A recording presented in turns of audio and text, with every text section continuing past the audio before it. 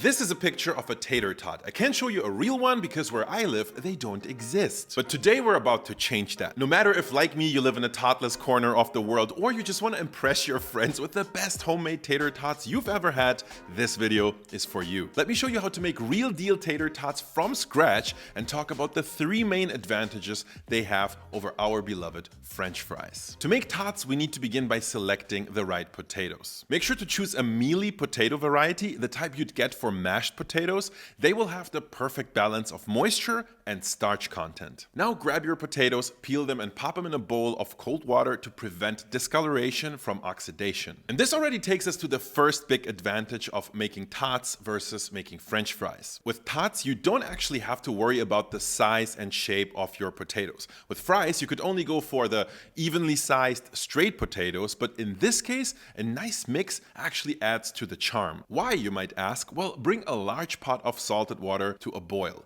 Once your water is boiling, place all your peeled potatoes into the pot. The differently sized taters will cook at different rates. Some more, some less, but that's actually exactly what we want. Because one of the keys to great tots is to only par cook the potatoes for 8 to 10 minutes. This means the outer layer will come out cooked, but especially with the larger potatoes, the inside should still feel quite firm and offer some resistance when poked with a fork. This will give us textural variety later on. But for now, remove the potatoes from the water and lay them out on a baking sheet.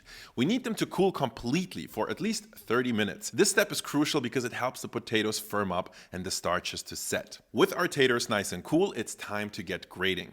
Grab a cheese grater with large holes and start grating these potatoes over a little sheet tray to keep things tidy. Notice how the smaller potatoes turn to mush, while the larger ones give us firm, distinct shards of potato. That's exactly the textural variety we're going for. But wait, we're not done yet. These potato shreds are still a bit too big. So we're gonna break them down further using a dough scraper. With our potatoes on a baking sheet, chop and mix them with the scraper until you have small, somewhat even shreds. Don't overdo it though. Remember, we don't want mashed potatoes, just smaller pieces. And this will sort of be a rough potato dough we can make our tots from. Now let's talk about flavoring our tots. And this is where I see advantage number 2 compared to French fries. Tater tots are evenly seasoned from the inside, and you can add whichever flavorings you like. I'm thinking herbs, cheese, spices, anything your heart desires really. But for this recipe, we're gonna keep it basic. First, you wanna weigh our grated potatoes so we can get our ratios right. For every 100 grams of grated potatoes, add 1 gram of salt, that's 1%. For a bit of an umami kick, add 0.5% of MSG. And for a nice flavor boost, we're adding 0.5% of garlic powder as well as 0.5% of onion powder. Finally, to help bind everything together, add 5% potato starch, or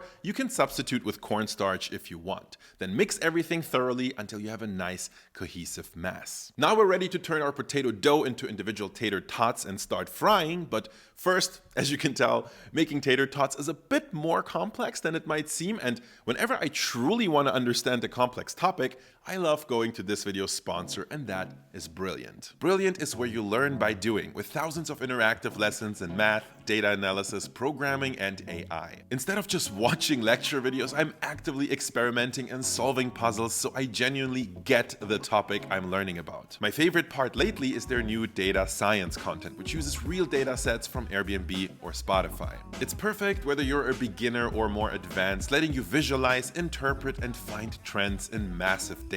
This is so cool for someone like me who loves doing deep research and wants to get better at it. The approach really sharpens your problem-solving skills, and also developing a steady learning habit with Brilliant only takes a few minutes a day. And because you're actively engaging with the material, it's far more effective than just passively watching lectures, helping you truly retain what you're actually learning. Ready to give it a try? Then head to brilliant.org/Andong or scan the QR code for a free 30-day trial. If you decide to go premium, you'll also get 20% off an annual premium subscription. The link is in the description. Start building real lasting skills today with Brilliant. Thank you, Brilliant, for sponsoring this video. All right, now comes the fun part, forming our tater tots. But first, you should know that our tater tot dough is about the stickiest substance known to men. That's why first you want to oil your hands or put on some gloves and oil those up. This will help a lot with sticking, and you can re-oil them whenever it wears off. Now, take a small portion of the potato mixture, about half the size of a ping pong ball, and roll it into a rough ball.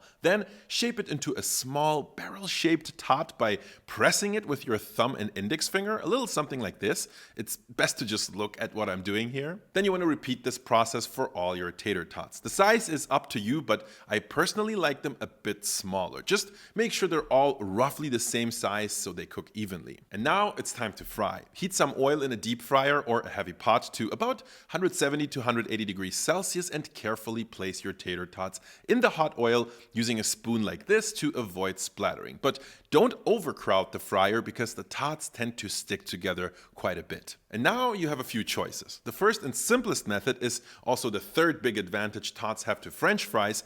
You can have great tots after just one single fry. For that, simply fry them until they're deeply golden brown and crispy. They will not be the crustiest potato snack you've ever had, but taste and texture will be amazing. If you're eating them right away, this method works just fine. But for extra crispy tater tots, there's a little trick I love. Fry them until they're just slightly golden, then let them cool completely and then freeze them for a few hours. And then once they're frozen, you just gotta reheat them. Since I already have my fryer out, I chose to deep fry them again until they're deep golden brown, but you could just as well do this second fry in an oven or an air fryer, just like you would reheat store-bought tater tots. But there's also one more thing I really gotta show you guys. If you're a true crunch fanatic, there's an extreme version of tater tots.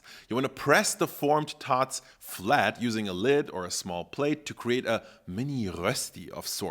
You wanna fry these until they're deeply golden brown. One fry is enough. And these are like a mix between potato chips and tater tots. They're just incredibly crunchy. Almost too crunchy even. And there you have it, perfectly crispy golden tater tots, now available anywhere in the world as long as you can get your hands on potatoes. Enjoy them as a snack, a side, or however you like. Thanks for watching, and I'll see you guys in the next video.